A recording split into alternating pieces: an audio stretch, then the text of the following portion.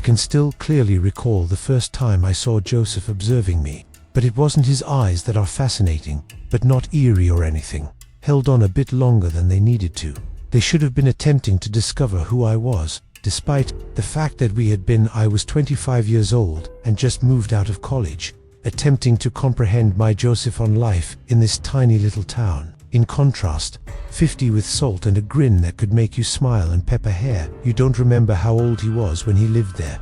The one with the well-kept yard next door and the ancient oak tree that began to shed leaves.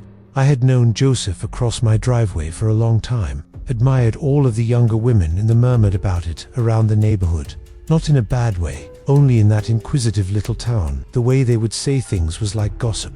Like, oh, Joseph has a new girlfriend, once more. Or that guy has a type, doesn't he? I didn't really listen. Initially, he was merely the one who, when I dragged my garbage cans, they waved, tossed to the curb, or volunteered to assist when he was pleasant. But his automobile wouldn't start. Lovely, even if I never gave it much attention. Till it began that summer. With small things, he would visit and talk. Asking me when I was watering my flowers on my day, or my thoughts around his voice was at a new coffee shop downtown. Cozy, as if he truly cared about my responses. I would chuckle and comply, believing that he was only being a neighbor. But then I became aware of how he'd find reasons to be in my presence. If I were reading a book on my porch, he'd bring a drink of lemonade and wander over. Just made too big of a difference if I was in the garage repairing my bike. He'd give me a hand with the tools or explain. When he was younger, he used to race motorcycles. He was always there, even though it was slight.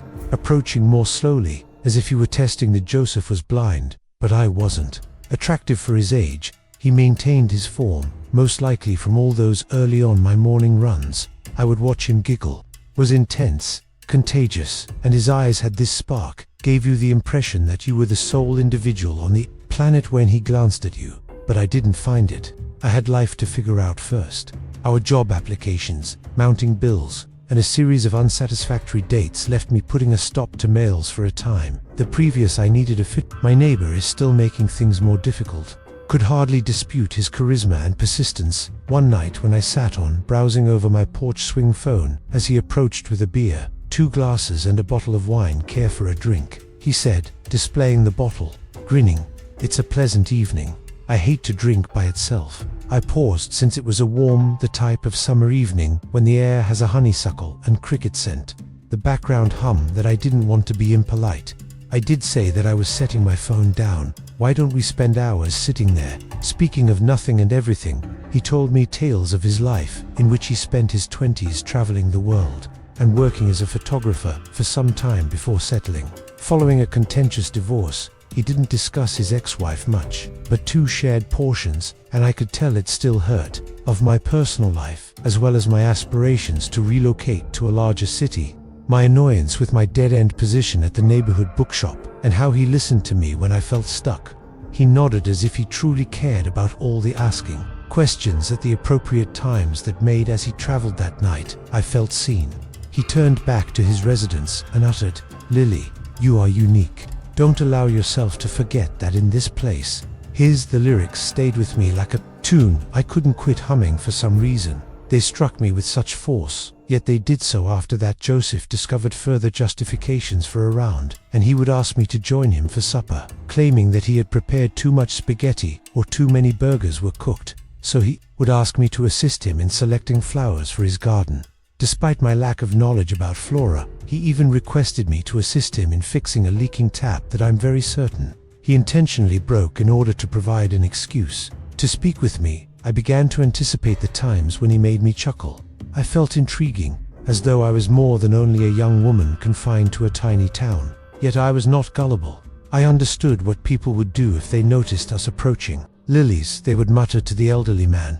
I didn't want to be the one, she thought, topic of their rumors. And to be honest, I wasn't certain of my own thoughts either.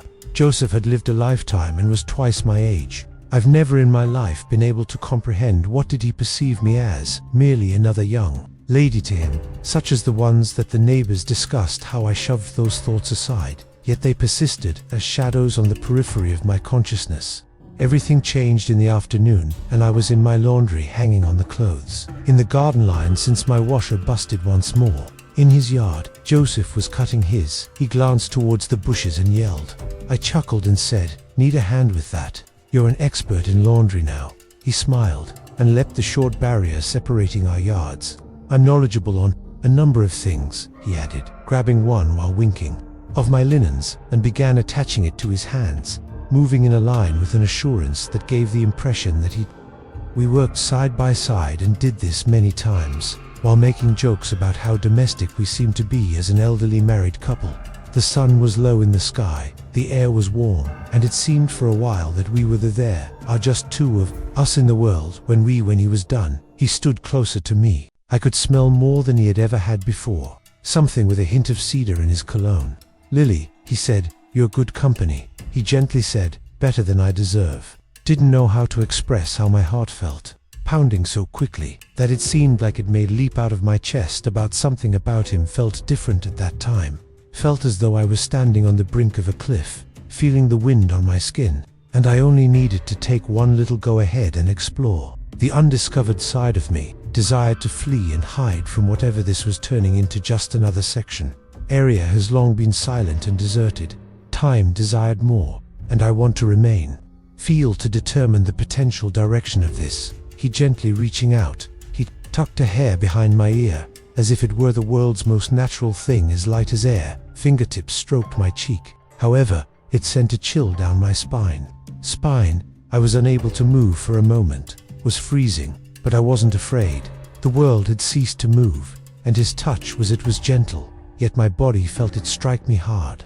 I was heated all over, and didn't know what I must have noticed that he was meant to do.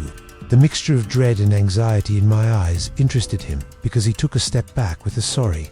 He responded with a little, almost bashful smile, massaging the nape of his neck, as though he was ashamed. "I think I went too far. Are you all right?" I nodded and whispered, "Yeah, I'm fine." However, I wasn't even close to being okay. I remembered that one touch for a long time. That evening, after I left his place, I lay replaying while in bed and gazing at the ceiling. I think about everything, the way his hand felt like his eyeballs on my skin, locked like he could see me. Despite all the barriers I had put up, I told for me, it meant nothing that Hugh was only being kind, but in my heart I sensed that something had changed between us, and I believe he was also aware of it. In the days that followed, there were events that seemed benign on the surface, but beneath it, we ran into something electrical when each other's hands in the corridor would brush a bit too long. The way you smiled at me made me shiver.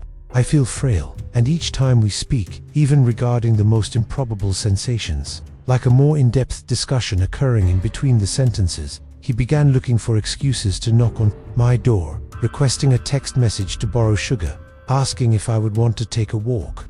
With a grin, morning coffee was dropped off, and a random idea that you might find useful to pick me up whenever I felt like myself, being more forthcoming despite a voice constantly alerting me to the need for caution.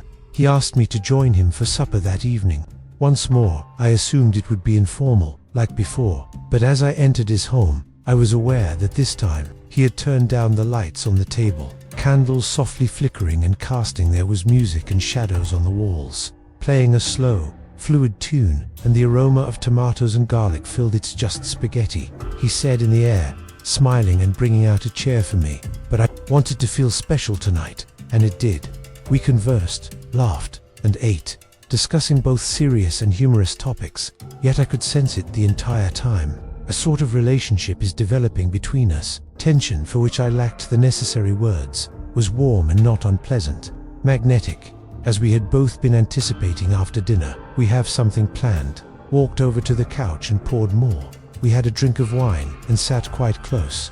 The room was touched by our knees, silent save from the gentle hum of the music, and then he gave me a serious look. When he questioned me, his voice was quiet. "Have you considered taking a risk on anything, even if you don't know how will it end?" I turned to face him. Like thunder, lowered his head slightly, his gaze never whispering, leaving mine like this. Then he gave me a kiss, but it wasn't kind or uncertain if it was ravenous from all the emotions he had been suppressing.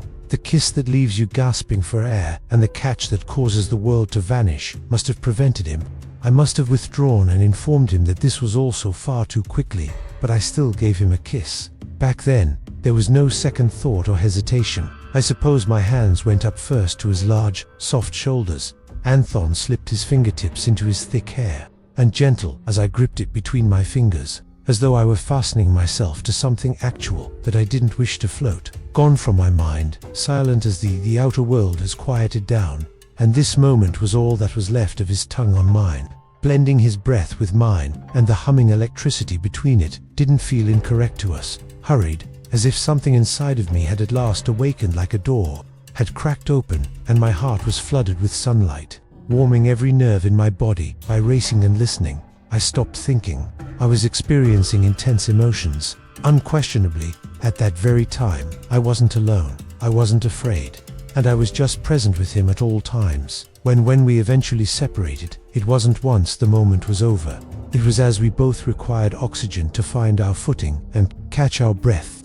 He glanced at me once more with something in his gaze that I wasn't expecting to worry you. "All right," he said in a hoarse voice, "but if you're not gentle, we can quit." I don't. I swallowed hard because I wanted to push you. My thoughts came flooding back in as I blinked. Like waves, I wanted to take a moment to consider everything, from his background, observing me and allowing me time to make a decision. His eyes were free of pressure, compassion and patience that shocked me. I meant it when I said in a whisper, "Okay with it." He grinned, then slowly twisted it and caused a flutter in my stomach. That smile was as bright as the sun. Uncommon, unexpected, and unusual in the heart of winter. He extended a warm greeting to me. Once more, this time tugging with both arms. I felt as though he wanted to embrace me, shield me from anything that isn't in his grasp. I dissolved through four walls, allowing my face to touch his chest, sensing his heart's constant pounding. We didn't say much after that. He appeared too frail and little for what was he grasped my between us. He took me down the corridor in silence. My pulse was racing as I followed him to his bedroom. I didn't know, but my legs were wobbly, what the evening would hold, but I was aware that I wished to learn how the room felt. Softer than I had anticipated, with a low lamp bathing in a soft amber light. Everything, the air was warm and slightly scented. Of his fragrance, as well as another, the shadows have an earthy, manly quality, moved slowly, as if evenly on the walls. As time held its breath, he looked to me with an unreadable expression. There was no half compassion, half longing. He moves quickly and doesn't need to impress. Might perhaps get a peaceful knowledge that he approached, putting a hand against his thumb, tracing the line of my jaw and cheek, as if he were enthralled with it at the time. He kissed me once more slowly, and this time it was distinct, less pressing, and more sensitive. It seemed as though he was teaching me something new with every bend, every sigh, and every flesh inch, as if his hands were examined without requesting authorization. But in some manner he always felt reverent and respectful, just as he was touching a person, not simply a body. I wasn't even with a woman who was important to me. The atmosphere wasn't exactly what I had anticipated. Of many, but what if he's with you only to feel like a kid again? I attempted to keep quiet. I smothered that voice beneath each embrace. Every kind phrase and kiss he gave me, however, it remained there like a little. I was unable to remove the splinter for weeks. Went by and became months of our love. He became bolder, louder, and we didn't only conceal no more. We strolled hand in hand through the town, sat at cafes, and made brief excursions where nobody knew us, and it seemed genuine. We laughed because it was something worth fighting for. More, we occasionally disagreed, but we always returned to one another. Yet still that voice remained silent, yet it was steady. Is this true, or will I be the last one remaining? Once the enchantment goes off,